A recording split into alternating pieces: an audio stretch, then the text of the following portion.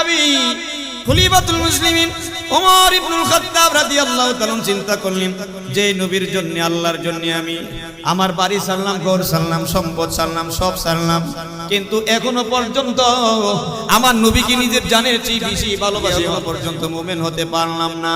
না না, এরকম করা যায় না। এখন ওমর ইবনে খাত্তাব নিজের সাথে বুঝ পরামর্শ করে এবার আল্লাহ নবী বিশ্ব নবীর দরবারে গেছেন। ইয়া রাসূলুল্লাহ, ইয়া হাবিবাল্লাহ, ওগো নবীজি, আমি এখন সিদ্ধান্ত নিয়েছি আমার জানের চেয়ে বেশি আপনাকে ভালোবাসি। সুবহানাল্লাহ। আল্লাহ নবী বলেন, আল আন ইয়া ওমর, এখন হয়েছে ভালোবাসা।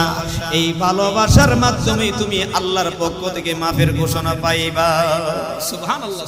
আল্লাহ নবী বিশ্ব নবী ডেকে বলেন, এই আব্দুল্লাহ ইবনে মাসউদ, কেন তুমি পিছনে, তুমি কেন সামনে আসো নাই? এমন সময় বলেন, ইয়া রাসূলুল্লাহ, ইয়া হাবিবাল্লাহ, ওগো নবীজি, আমি যখন ভিতরে ঢুকতে থাকি এমন সময় আপনার পবিত্র জবান দিয়া ইজলিসু শব্দ আসছে, বসার জন্য আদেশ করছেন। এই বসার জন্য যে আদেশ করছেন, আমি আর ভিতরে আপনার এই মজলিসের ভিতরে আসতে পারি নাই। যেই মাত্র আমার কানের মধ্যে গেছে বসো, তখন আমি আর ওই বাড়ির মধ্যে দেরি করি না, একটা কদম আগাই না, সাথে সাথে করে বসে গেলাম। সুবহানাল্লাহ। আল্লাহ নবীকে ডেকে বলেন, ওগো নবীজি, আপনি বলেছেন ইজলিসু, আমি আপনার আশিক রাসূল সাহাবী, আমি সাহাবী হইয়া কি করে সামনে কদম বাড়াই না? না, আপনার কথা মানার জন্য যদি আমি রাস্তার মধ্যে থাকতাম, আমি বেশিরভাগ জায়গার মধ্যে থাকতাম, তবু মানতে বাধ্য, আমার জীবন যেতে পারে, কিন্তু আপনার কথা অমাননা আমি করতে পারি না। সুবহানাল্লাহ। আল্লাহ নবী জিজ্ঞেস করলেন, ইয়া আবু বকর, এই সব কিছু নিয়ে আসছো, নিয়ে আসছো, তাহলে তুমি কি রেখে আসছো বাড়ি? এমনি করে আবু বকর বলেন, ওগো নবীজি, আল্লাহ এবং আল্লাহর রাসূলের সন্তুষ্টি রেখে আসছি। সুবহানাল্লাহ। এই জন্য আল্লাহ নবী বলেন, আমি সকল মানুষের বদলা দিতে পারছি রে, কিন্তু আমার আবু বকর সিদ্দিক আমাকে যে উপকার করেছে, আবু বকর সিদ্দিক যে আল্লাহর রাস্তায় যে পরিমাণ দান করছে, এর বদলা আমি নবী দিতে পারি নাই, এর বদলা মহান আল্লাহ আবু বকরকে দিবে। সুবহানাল্লাহ। রাহমাতুল আলামিন যুদ্ধের ময়দানে কাফের বেঈমানরা অতর্কিতভাবে রাসূল সাল্লাল্লাহু আলাইহি সাল্লামকে তীর আর বর্ষা মারতে আসে। সাহাবীরা তাকায়া দেখি কাফের বেঈমান যেভাবে তীর মারতেছে, না জানে আমার নবীর উপর পাথর, না জানে তীর পড়ে বর্ষানি পড়ে যায়।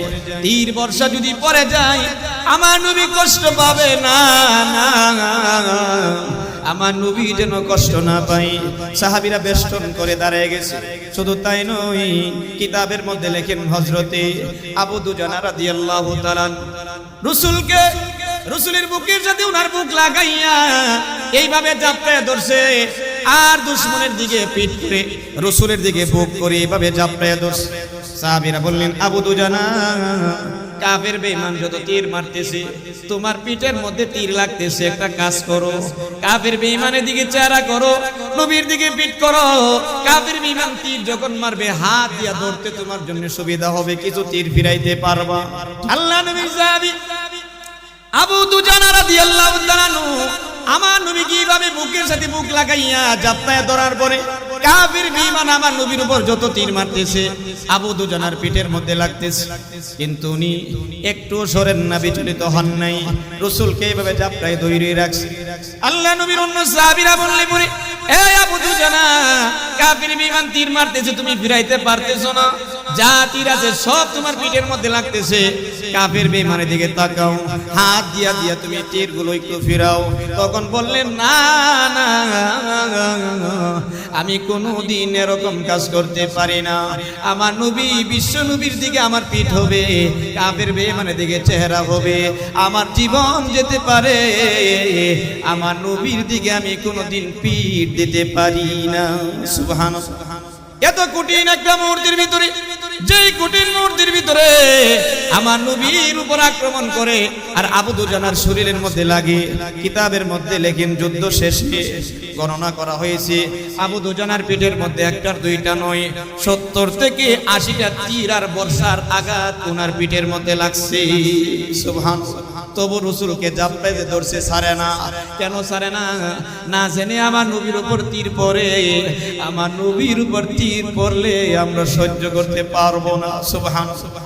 এই দুনিয়ার মুসলমান শুধু তাই নয়, আল্লাহ নবী বিশ্ব নবী রাহমাতুল লিল আলামিন উহুদের ময়দানে কাফির বিমানের অতর্কিত হামলার কারণে রাসূল আঘাত পাইয়া রাসূল এইভাবে অসুস্থ অবস্থায় তিনি পাহাড়ের গুহার মধ্যে পড়ে গেছে। এই দিক দিয়ে এলান হয়ে গেছে কুতিলা মুহাম্মদ নাই, শহীদ হয়ে গেছে। এই এলান সাহাবায়ে কেরামের কানে যখন আসার পরে সাহাবীরা এবার টেনশনে পড়ে গেছে, পেরেশানির মধ্যে পড়ে গেছে। যার জন্য যুদ্ধ করব তিনি যদি না থাকে আর যুদ্ধ করে কি করব? সাহাবীরা কেউ অস্ত্রগুলো হাত থেকে তরবারিগুলো ফেলে দিয়েছে। না রে, আমার নবীর জন্য যুদ্ধ করব, আমার নবী না, আর যুদ্ধ করে কি করব? এই সংবাদ মদিনাতে পৌঁছে গেছে। মদিনাতে পৌঁছার পরে মদিনার যারা পুরুষ ছিল তাদের ভিতর এবার এই ঢেউ আসতেছে, না জেনে আমার নবী এমন হয়ে গেলে আমরা থাকা আর না থাকা সমান। এই পুরুষদের উপর যে আসর পড়ছে, পুরুষরা যেমন ভীত সন্ত্রস্ত হয়ে গেছে, পুরুষরা যেমন ভীত হয়ে গেছে, তেমন করে মহিলারা পর্যন্ত, মদিনার মহিলারা পর্যন্ত ভীত হয়ে গেছে। আল্লাহ নবীর নাই এই সংবাদ শোনার পরে মহিলাদের মন খারাপ হয়ে গেছে। এর নিসবতে আল্লাহ নবীর এক মহিলা আনসারী সাহাবিয়া, মহিলা সাহাবী দৌড় মারলেন উহুদের ময়দানে। আমার নবীর সন্তানে আর ডাকতে থাকে, আসতে থাকে মদিনাতুর রাসূল বলে সামনের দিকে আগায় আর বলতে থাকে আমার নবী কোথায়? আমার নবীর সন্তান যতক্ষণ পর্যন্ত আমি না পাইব ততক্ষণ পর্যন্ত আমার দিল ঠান্ডা হবে না। সুবহানাল্লাহ। এমন মন দুঃখ, যেই দুঃখের কারণে ওনারা মদিনা থাকতে পারলেন না, মদিনার বাইরে চলে আসছেন রাসূলের সংবাদ নেওয়ার জন্য। সুবহানাল্লাহ।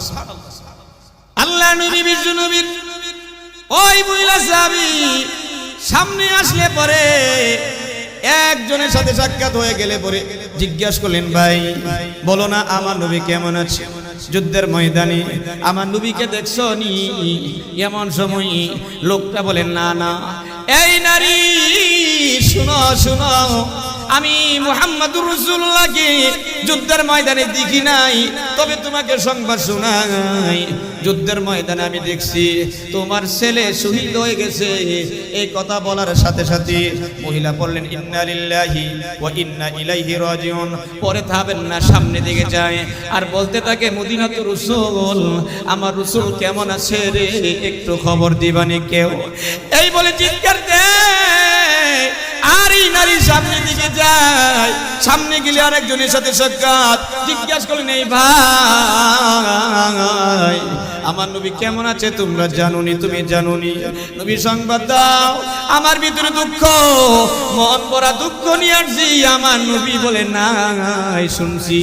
নবী যদি না থাকে, আমি মহিলা থাকা আর না থাকা বরাবর, একটু সংবাদ দাও না আমার নবী কেমন আছে।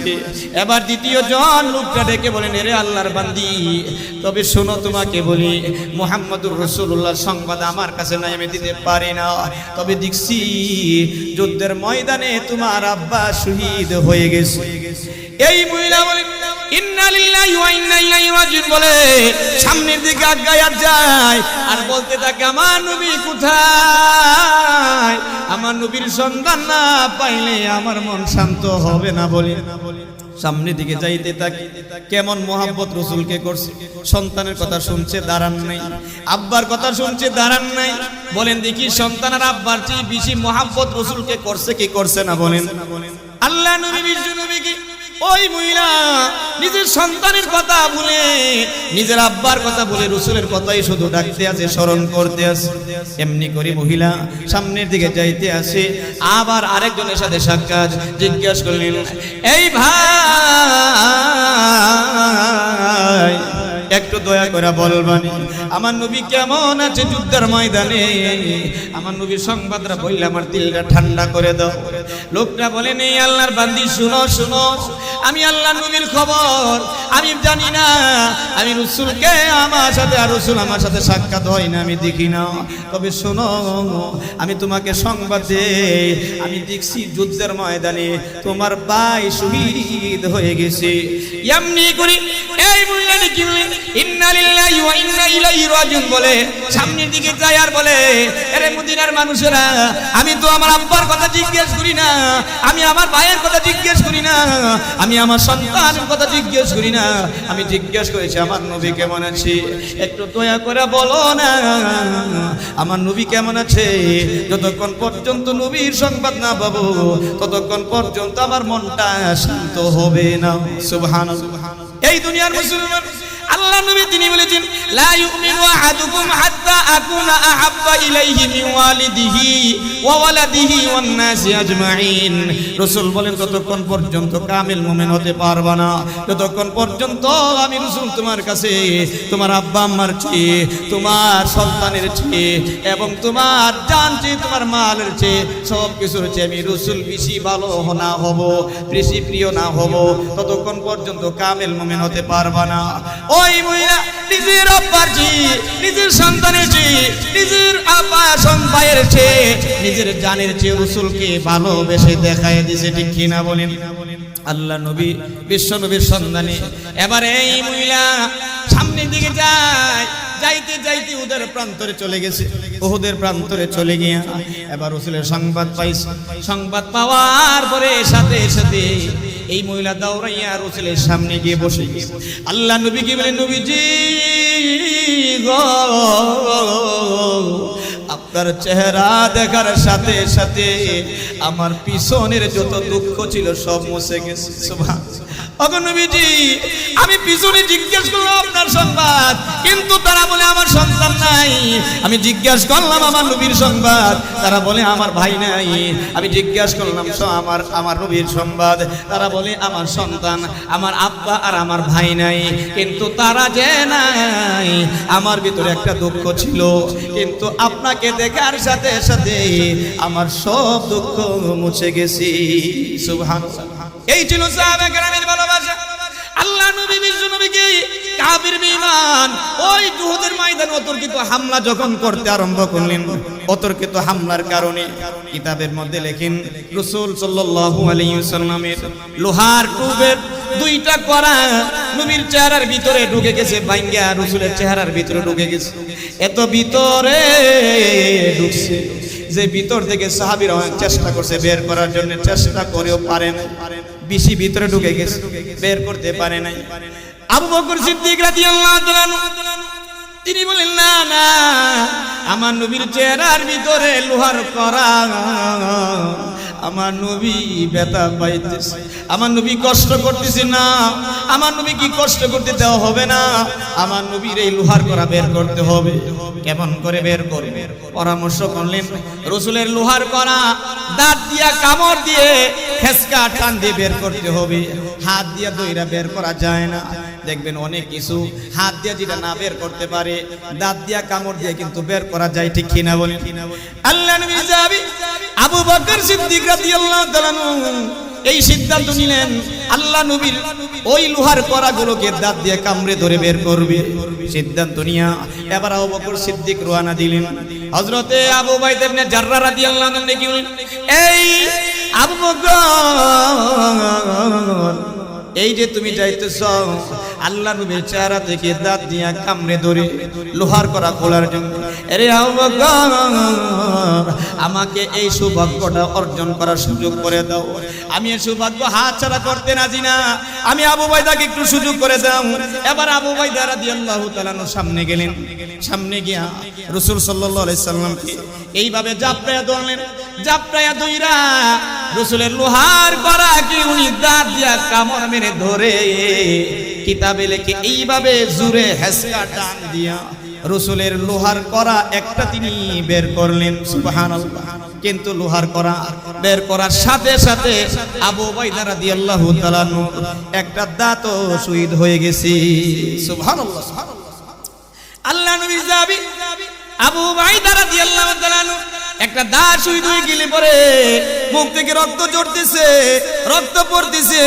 সাহাবীরা বললেন, রে আবু উবাইদা, ক্ষান্ত খাও, একটু বসো, তোমার মুখ থেকে রক্ত বের হইতেছে, নবীর মুখ থেকে রক্ত বের হইতে, চেহারা থেকে রক্ত বের হইতেছে, একটু থামো। আবু উবাইদা বলেন, না না, আল্লাহ নবীর আরেকটা করা আছে, ওই লোহার করাটা আমি বের করব।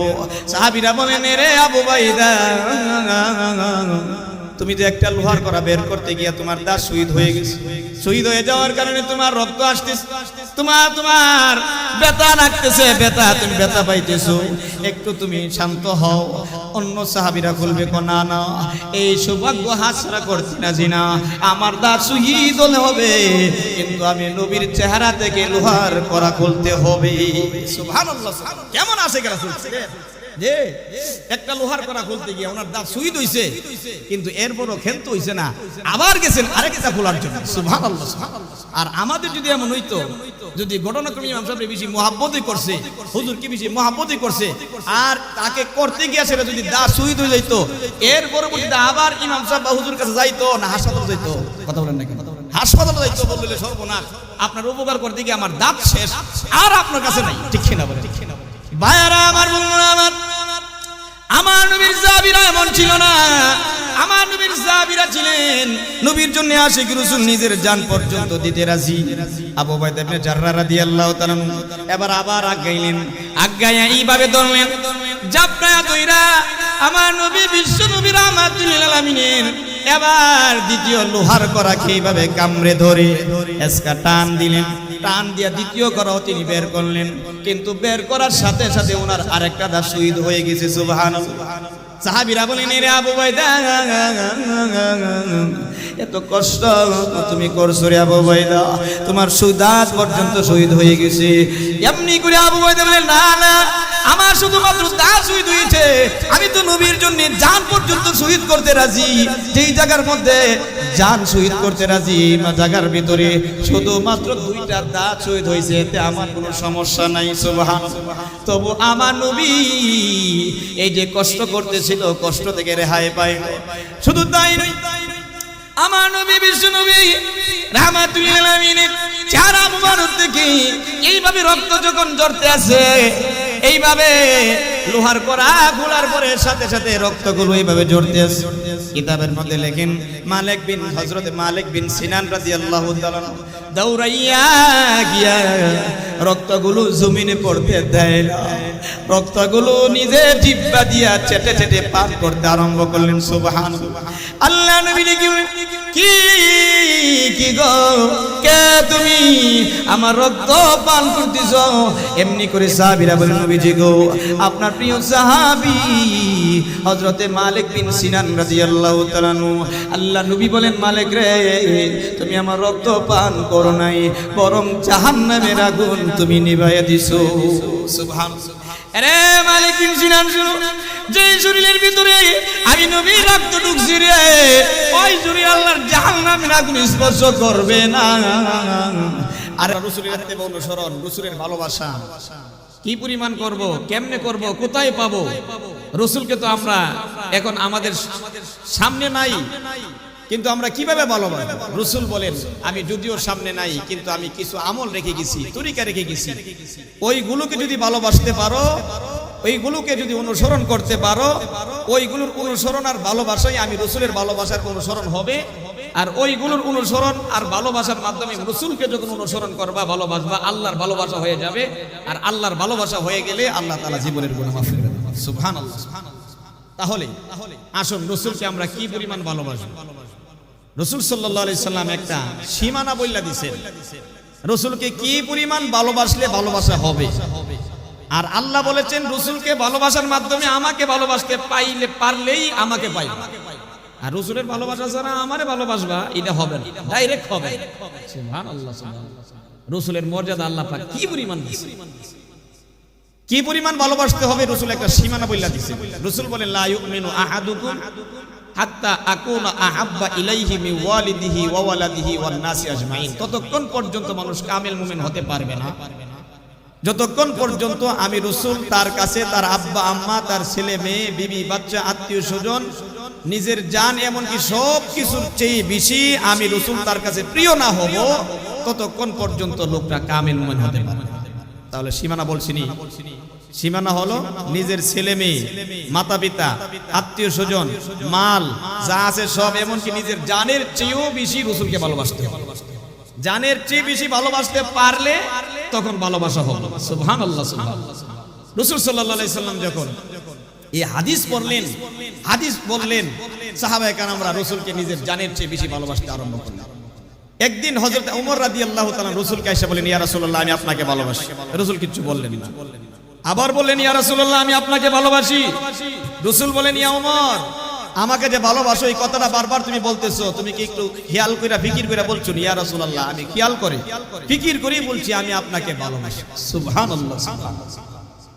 আল্লাহর নবী বিশ্বনবী রাহমাতুল লিল আলামিন ওমর ইবনুল খাত্তাব রাদিয়াল্লাহু তাআলা কে বললেন, ইয়া ওমর আমাকে যে তুমি ভালোবাসো, তুমি বলতেছো খেয়াল করে ভালোবাসো আর ফিকির কইরে কথাটা বলছো।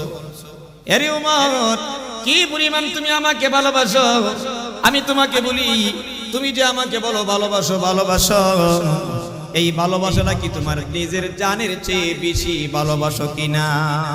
সুবহানাল্লাহ। রাসূল বললেন, তুমি আমাকে বলো ভালোবাসো, তাহলে তুমি কি তোমার জানের চেয়ে বেশি আমি রাসূলকে ভালোবাসো? ওমর রাদিয়াল্লাহু তাআলা হতভম্ব হয়ে গেলেন, নীরব হয়ে গেলেন, স্তব্ধ হয়ে গেলেন। স্তব্ধ নীরব হয়ে কিছুক্ষণ পরে জবাব দিলেন, ইয়া রাসূলুল্লাহ, ইয়া হাবিবাল্লাহ, আমি তো আপনাকে ভালোবাসি, তবে আমার জানের চেয়ে বেশি না। চিন্তা করছেন নি? রাসূল আরবি সাল্লাল্লাহু আলাইহি সাল্লাম প্রশ্ন করলেন, ওমর জবাব দিলেন, বলেন সত্য জবাব দিলেন না মিথ্যা? কথা বলেন না কেন? সত্য কথা বলছেন। আর আমরা হইলে ইমাম সাহেব যদি আমরা বলতাম, ইমাম সাহেব আপনাকে ভালোবাসি, আপনাকে ভালোবাসি, এই তুমি আমাকে ভালোবাসো, তোমার জানের চেয়ে বেশি ভালোবাসো কিনা? তখন বলেন, কি বলেন হুজুর, জানের চেয়ে আরো বেশি, যদিও এর চেয়ে আর বেশি, ঠিক কিনা বলেন? কারণ আমরা মিথ্যা বলতে দ্বিধাদ্বন্দ্ব করি না, মিথ্যা বলতে একটু ফিকিরও করি না, একটু টেনশনও লাগে না। কিন্তু সাহাবায়ে কেরামের জীবন এমন ছিল, একটা মিথ্যা কথা বলতে ওনারা ফিকির করে চিন্তা করে বলছে, জীবন যাইতে পারে ওনারা মিথ্যা কথা বলেন নাই। বলতে চিন্তা করে বলবে দূরের কথা, মিথ্যা বলেন না, ঠিক কিনা বলেন? আল্লাহ নবী বিশ্বনবী রাহমাতুল লিল আলামিন ওমর ইবনুল খাত্তাবকে ডেকে বললেন, এই ওমর তুমি বলছো আমি নবীকে তোমার জানের চেয়ে বেশি ভালোবাসো না। শোনো শোনো, আমি বলি যতক্ষণ পর্যন্ত তোমার জানের চেয়ে বেশি আমি নবীকে ভালো না বাসবা, ততক্ষণ পর্যন্ত তুমি কামেল মুমিন হতে পারবা না। সুবহানাল্লাহ। আল্লাহ নবী সাহাবী খলিফাতুল মুসলিমিন ওমর ইবনুল খাত্তাব রাদিয়াল্লাহু তাআলা চিন্তা করলেন, যে নবীর জন্য, আল্লাহর জন্য আমি আমার বাড়ি ছাড়লাম, ঘর ছাড়লাম, সম্পদ ছাড়লাম, সব ছাড়লাম, কিন্তু এখনো পর্যন্ত আমার নবীকে নিজের জানের চেয়ে বেশি ভালোবাসি হতে এখনো পর্যন্ত মুমিন হতে পারলাম না। না না, আরে করে এরকম করা যায় না। এখন ওমর ইবনে খাত্তাব নিজের সাথে বুঝ পরামর্শ করে এবার আল্লাহ নবী বিশ্ব নবীর দরবারে গেছেন, ইয়া রাসূলুল্লাহ, ইয়া হাবিবাল্লাহ, ওগো নবীজি আমি এখন সিদ্ধান্ত নিয়েছি আমার জানের চেয়ে বেশি আপনাকে ভালোবাসি। সুবহানাল্লাহ। আল্লাহ নবী বলেন, আল আন ইয়া ওমর, এখন হয়েছে ভালোবাসা, এই ভালোবাসার মাধ্যমে তুমি আল্লাহর পক্ষ থেকে মাফের ঘোষণা পাইবা।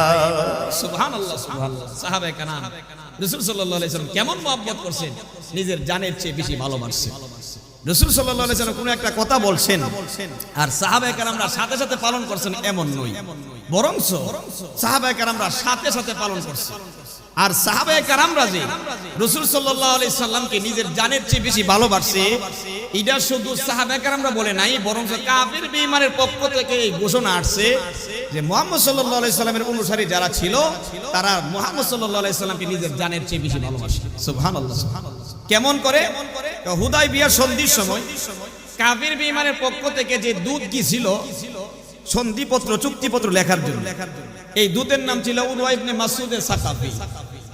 এই উরওয়া ইবনে মাসউদ সাকাফি রাসূল সাল্লাল্লাহু আলাইহি সাল্লামের কাছে গেছেন লেখার জন্য, সন্ধিপত্র লেখার জন্য, চুক্তিপত্র লেখার জন্য। গিয়া দেখে রাসূল সাল্লাল্লাহু আলাইহি সাল্লামের সাহাবীরা রাসূল সাল্লাল্লাহু আলাইহি সাল্লাম এত মুহাব্বত করে, এত ভালোবাসে, যেই ভালোবাসা অন্য কোন রাজা বাদশাকে তার প্রজারা করে না। সুবহানাল্লাহ। উরওয়া বলেন আমি গিয়া দেখি মুহাম্মদ সাল্লাল্লাহু আলাইহি সাল্লামের অনুসারীরা এত বেশি মহব্বত করে, আমি কোন বাদশার দরবার দেখি না এমন। কারণ আমি রোম সম্রাটের কাছে গেছি, পারস্য সম্রাটের কাছে গেছি, আবিসিনিয়ার বাদশার কাছে গেছি, কিন্তু বাদশাকে তার প্রজারা এত ভালোবাসে না যেই ভালোবাসা মুহাম্মদ রাসূলুল্লাহকে তার সাহাবীরা করে। সুবহানাল্লাহ।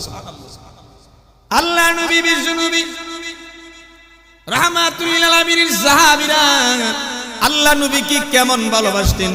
উরওয়া বলেন আমি গিয়া দেখলাম মুহাম্মদুর রাসূলুল্লাহ যখন নিচে থুতু ফেলে, এই থুতুটা সাহাবীরা হাতে ধরে নিজের শরীরের মধ্যে, হাতের মধ্যে মেখে শরীরের মধ্যে মাখতে আরম্ভ করে। আমি আজ পর্যন্ত কোনো এরকম বাদশা দেখি নাই যে বাদশার থুতুকে তারা হাতে নিয়ে শরীরের মধ্যে মাখতে, কিন্তু সর্বপ্রথম দেখলাম মুহাম্মদুর রাসূলুল্লাহর দরবার, সেই দরবার আর কোনো দরবারে কোনো দরবার এমন আমি দেখি নাই। সুবহানাল্লাহ।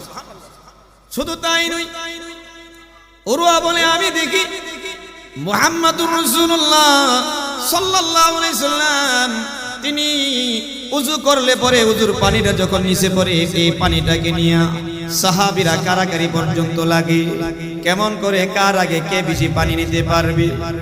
শুধু তাই নয়, আমি তাকাইয়া দেখি মুহাম্মদুর রাসূলুল্লাহর দরবারে যেই সমস্ত সাহাবীরা, যেই সমস্ত অনুসারীরা, যেই সমস্ত ভক্তরা ওনার কাছে বসে আছে, মাথাটা নিচু করে দিয়ে নিচের দিকে তাকায়া বসে আছে। আমি জিজ্ঞাসা করলাম ভাইজান কি ব্যাপার, তোমাদের সকলের মাথা এইভাবে নিচু করে রাখছো, মাথা উঠাও না কেন? এমন সময় তারা বলে না না, আমরা মুহাম্মদুর রাসূলুল্লাহর দরবারে যতক্ষণ পর্যন্ত থাকি, আমার নবীর দরবারে যতক্ষণ পর্যন্ত থাকি, ততক্ষণ পর্যন্ত আমরা মাথা উঠাই না। কারণ হলো যদি মাথা উঠাই না জেনে বিয়াদবি হয়ে যায়। আল্লাহ নবীর সাথে যদি বিয়াদবি করি, আল্লাহর সামনে দাঁড়াইয়া হিসাব দিতে পারবো না। আল্লাহ নবীর সাথে আমাদের জীবন যেতে পারে, আমরা কোনোদিন নবীর সাথে বিয়াদবি করতে পারি না। সুবহানাল্লাহ। শুধু তাই নয়, উরওয়া বলেন, উরওয়া কিন্তু কাফের। এই কাফির বলে আমি মুহাম্মদুর রাসূলুল্লাহর দরবার গিয়া দেখি রে, মুহাম্মদুর রাসূলুল্লাহর সাহাবীরা উচ্চ সুরে কোনো কথা বলে না। কথা বলতে গেলে একজনের সাথে আরেকজন কানাকানি করে কথা বলে, উচ্চ সুরে কথা বলে না। আমি জিজ্ঞাসা করলাম এই ভাইরা তোমরা এত নিচু আওয়াজে কথা বলো কেন, উচ্চ সুরে কেন কথা বলো না? এমন সময় তারা বলে না না, আল্লাহর পক্ষ থেকে নিচে দিয়া আইয়ুহাল্লাযীনা আমানু লা তারফাউ আসওয়াতাকুম ফাওকা সাওতিন নবী, আল্লাহর পক্ষ থেকে ঈমানদারকে নিষেধ করেছে নবীর আওয়াজের উপরে যেন আমাদের আওয়াজ না হয়। সুবহানাল্লাহ। আমরা আল্লাহকে বিশ্বাস করি আর রাসূলকে নিজের জানের চেয়ে বেশি ভালোবাসি, এই জন্য নবীর আওয়াজের উপরে, নবীর মজলিসে আমরা কোনোদিন উচ্চ সুরে কথা বলি না। সুবহানাল্লাহ, সুবহানাল্লাহ। সাহাবায়ে কেরামের ভালোবাসা কম ছিল না বেশি? শুধু তাই নয়, কিতাবের মধ্যে লেখেন রাসূল সাল্লাল্লাহু আলাইহি সাল্লাম মসজিদ নববীর মধ্যে বসে তালিম দিচ্ছে। তালিম দেওয়া অবস্থায় সাহাবীদেরকে এক সময় রাসূল বললেন কেউ দাঁড়ায় রয়েছে, কেউ বসা। রাসূল বললেন ইজলিসু, সকলে বসে যাও, তোমরা সকলেই বসে যাও। রাসূল যখন বললেন ইজলিসু, বসার জন্য সাহাবীরা যারা ছিলেন সবাই বসছেন। একজন সাহাবী হযরত আব্দুল্লাহ ইবনে মাসউদ রাদিয়াল্লাহু আনহু তখন মসজিদের ভিতরে ঢুকতে পারে নাই, একটা শুধু বারিন্দার দরজার মধ্যে ঢুকছে। বারিন্দার দরজায় ঢোকার সাথে সাথে ওনার কানে রাসূলুল্লাহ সাল্লাল্লাহু আলাইহি ওয়াসাল্লামের এই আওয়াজটা গেছে। কোন আওয়াজটা? ইজলিসু শব্দটা বসার জন্য যে গেছে, বসার, বসো তোমরা। রাসূলের এই কথার আওয়াজটা আব্দুল্লাহ ইবনে মাসউদ রাদিয়াল্লাহু তাআলা আনহু শুধুমাত্র বারিন্দা ঢুকছিল, ওই জায়গাতে উনি আওয়াজটা পাইছে। পাওয়ার সাথে সাথে তিনি ওই জায়গাতেই বসে গেছে। সুবহানাল্লাহ, সুবহানাল্লাহ। রাসূল সাল্লাল্লাহু আলাইহি সাল্লাম মজলিস করলেন, সাহাবায়ে কেরামদেরকে তালিম দিলেন। তালিমের পরে সবাই চলে গেছে। আব্দুল্লাহ ইবনে মাসউদ রাদিয়াল্লাহু আনহু পিছন থেকে আয়েশা রাসূলের সাথে সাক্ষাৎ করছেন। রাসূল বলেন আয় মাসউদ ইবনে মাসউদ, কি ব্যাপার, তোমাকে মজলিসের ভিতরে দেখলাম না? রাসূল সাল্লাল্লাহু আলাইহি সাল্লামের সিস্টেম ছিল কোন এই মজলিসের ভিতরে অথবা নামাজের মধ্যে যদি কোনো সাহাবায়ে কেরাম অনুপস্থিত থাকতেন, রাসূল তার সন্ধান করতেন। জিজ্ঞাসা করতেন কোথায় ছিলেন, না যদি পাওয়া যাইতো তার কাছে সাহাবায়ে কেরামদেরকে পাঠাইতেন খোঁজ খবর নেওয়ার জন্য, না জানি অসুস্থ, না জানি কোনো বিপদের মধ্যে নিয়ে আসে কিনা, এই সংবাদ নেওয়ার জন্য রাসূল এইভাবে পাঠাইতেন। তারই ধারাবাহিকতায় যখন ইবনে মাসউদ আসছেন সামনে, রাসূল বললেন তোমাকে আমি তালিবের মধ্যে দেখলাম না, তখন বললেন ইয়া রাসূলুল্লাহ ইয়া হাবিবাল্লাহ আমি ছিলাম, বাকি আমি পিছনে ছিলাম। সুবহানাল্লাহ সুবহানাল্লাহ। আল্লাহ নবী বিশ্ব নবী ডেকে বললেন এই আব্দুল্লাহ ইবনে মাসউদ, কেন তুমি পিছনে, তুমি কেন সামনে আসো নাই? এমন সময় বলেন ইয়া রাসূলুল্লাহ ইয়া হাবিবাল্লাহ, ওগো নবীজি আমি যখন ভিতরে ঢুকতে থাকি এমন সময় আপনার পবিত্র জবান দিয়া ইজলিসু শব্দ আসছে, বসার জন্য আদেশ করছেন। এই বসার জন্য যে আদেশ করছেন আমি আর ভিতরে আপনার এই মজলিসের ভিতরে আসতে পারি নাই, যেই মাত্র আমার কানের মধ্যে গেছে বসো, তখন আমি আর ওই বারিন্দার মধ্যে দেরি করি না, একটা কদম আগাই না, সাথে সাথে করে বসে গেলাম। সুবহানাল্লাহ। আল্লাহ নবীকে ডেকে বলেন ওগো নবীজি আপনি বলেছেন ইজলিসু, আমি আপনার আশিকি রাসূল সাহাবী, আমি সাহাবী হইয়া কি করে সামনে কদম বাড়াই না? না, আপনার কথা মানার জন্য যদি আমি রাস্তার মধ্যে থাকতাম, আমি বেশিরভাগ জায়গার মধ্যে থাকতাম, তবু মানতে বাধ্য, আমার জীবন যেতে পারে, কিন্তু আপনার কথা অমাননা আমি করতে পারি না। সুবহানাল্লাহ। সাহাবায়ে কেরাম রাসূলুল্লাহ সাল্লাল্লাহু আলাইহি সাল্লাম কি মহাব্বত কম করছেন না বেশি কইরা দেখায় দিছেন? নিজের জানের চেয়েও বেশি রাসূলকে ভালোবাসছেন কিনা? আল্লাহ ইয়া হাবিবাল্লাহ, আমার বাড়ির মধ্যে যা ছিল দেখেন তাকাইয়া, টাকা পয়সা যা ছিল সব আনছি, হাড়ি পাতিল, হান্ডি হাড়ি পাতিল সব কিছু যা ছিল আমি জমাইয়া সব নিয়ে আসছি। কিতাবের মধ্যে লেখেন নিমকদানিটা পর্যন্ত নিয়ে আসছি। জিজ্ঞাসা করলেন এই আবু বকর এই নিমকদানি নিয়ে আসছো, চামচ নিয়ে আসছো, নিমকদানি আর চামচ যুদ্ধের ময়দানে কি কাজে আসবে? আবু বকর সিদ্দিক বলেন ইয়া রাসূলুল্লাহ ইয়া হাবিবাল্লাহ, আমি জানি চামচের প্রয়োজন নাই, এই নিমকদানির প্রয়োজন নাই, ছোট হাড়ি পাতিলের কোনো প্রয়োজন নাই। আল্লাহ নবী বলেন তুমি জানো এরপরও নিয়ে আসছো কেন? ওগো নবীজি আপনি বলেছেন সব কিছুর চেয়ে আপনাকে বেশি ভালোবাসতে হবে। আমি যখন টাকা পয়সা নিয়ে রওনা দিলাম তখন আমি চিন্তা করলাম টাকা পয়সা নিয়ে রওনা দিলাম, কিন্তু আমার বাড়িতে আরো জিনিসপত্র রয়ে গেছে, আমার জিনিসপত্র যদি থাকে, আল্লাহ নবী বলেছেন সব কিছুর চেয়ে বেশি ভালোবাসার জন্য, না না কোনো কিছু যদি আমার বাড়িতে থাকে আল্লাহ নবীর পুরা ভালোবাসা হয় না। ওগো নবীজি আপনাকে যে সব কিছুর চেয়ে বেশি ভালোবাসি, এর জন্য আমি এই সব কিছু নিয়ে আসছি। সুবহানাল্লাহ। ওগো নবীজি আপনার জবান মুবারকে বলছেন চাঁদা কালেকশনের জন্য, আপনার জবান মুবারক থেকে বলেছেন টাকা পয়সা দেওয়ার জন্য, অন্য অন্য আসবাবপত্র দেওয়ার জন্য, আপনার জবান মুবারকতে বলার পরে আমার বাড়িতে জিনিসপত্র থাকবে, আল্লাহ নবী চাইছে এটা দিব না, এটা হতে পারে না, এই জন্য বাড়িতে যা ছিল আমি সব নিয়ে আসছি। সুবহানাল্লাহ সুবহানাল্লাহ। ইখলাসটা কেমন ছিল? হযরত ওমর ইবনে খাত্তাব বলেন সর্বনাশ, আবু বকরের সাথে কোনো ছবি নেক কইরা পারছি না, এখনো পারলাম না। যদিও কিতাবে লেখেন ওমর রাদিয়াল্লাহু তাআলা যেই পরিমাণ মাল আনছিল এই পরিমাণ থেকে হযরত আবু বকরের মাল কম ছিল, কিন্তু ইখলাস আর মুহাব্বত ছিল বেশি। মুহাব্বত বেশি থাকার কারণে সব কিছু নিয়ে আসছে। ওমর বলেন আমি তো সব কিছু আনতে পারি নাই, কিন্তু আবু বকর তো সব নিয়ে আসছে। সুবহানাল্লাহ। আল্লাহ নবী জিজ্ঞেস করলেন ইয়া আবু বকর এই সব কিছু নিয়ে আসছো, কোয়া নিয়ে আসছো, তাহলে তুমি কি রেখে আসছো, কি রেখে আসছো বাড়িতে? এমনি করে আবু বকর বলেন ওগো নবীজি আল্লাহ এবং আল্লাহর রাসূলের সন্তুষ্টি রেখে আসছি। সুবহানাল্লাহ। এই জন্য আল্লাহ নবী বলেন আমি সকল মানুষের বদলা দিতে পারছি রে, কিন্তু আমার আবু বকর সিদ্দিক আমাকে যে উপকার করছে, আবু বকর সিদ্দিক যে আল্লাহর রাস্তায় যে পরিমাণ দান করছে, এর বদলা আমি নবী দিতে পারি নাই, এর বদলা মহান আল্লাহ আবু বকরকে দিবে। সুবহানাল্লাহ। বাকি সাহাবায়ে কেরাম যেমন রাসূলুল্লাহকে এইভাবে জানের চেয়ে বেশি ভালোবাসছে, তেমন করে রাসূল সাল্লাল্লাহু আলাইহি সাল্লামের সুন্নতকে টিকায় রাখতে গিয়েও ওনাদের জান পর্যন্ত দিছে, কিন্তু একটা সুন্নত সাহাবায়ে কেরামের জীবন থেকে ছুটতে দেন নাই। সুতরাং আমাদের জন্য উচিত হলো রাসূলুল্লাহ সাল্লাল্লাহু আলাইহি সাল্লামের প্রত্যেকটা সুন্নতের উপর আমল করে রাসূলকে ভালোবাসা।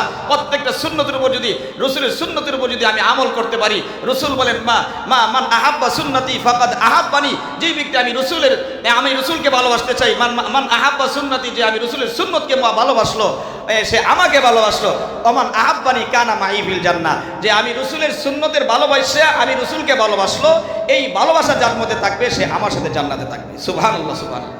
তাহলে রাসূলের সুন্নতের ভালোবাসা মানি, রাসূল বলেন আমার ভালোবাসা, আর যে আমাকে ভালোবাসলো আমার সাথে জান্নাতে থাকবে। সুতরাং এখন আমরা রাসূলের প্রত্যেকটা সুন্নতকে ইনশাআল্লাহ সুন্নতের উপর আমল করব পরিপূর্ণভাবে। যত কিছুই হোক, কোনো সময় দেখা গেছে সামাজিকতা ঠিক রাখতে গিয়ে সেটা সুন্নত ছেড়ে দেয় না, আমার সামাজিকতা প্রাধান্য হবে না, আমার সুন্নতকে প্রাধান্য দিতে হবে। আল্লাহ পাক আমাদের সকলকে এই সুন্নতকে প্রাধান্য দিয়ে চলে এবং রাসূলের মুহাব্বত নিয়ে যাওয়ার এবং রাসূলের সাথে জান্নাতে থাকার তৌফিক দান সকলে বলেন আমিন। ওয়া আখিরু দাওয়ানা আলহামদুলিল্লাহি রাব্বিল আলামিন। আসসালামু আলাইকুম ওয়া রাহমাতুল্লাহি ওয়া বারাকাতুহু।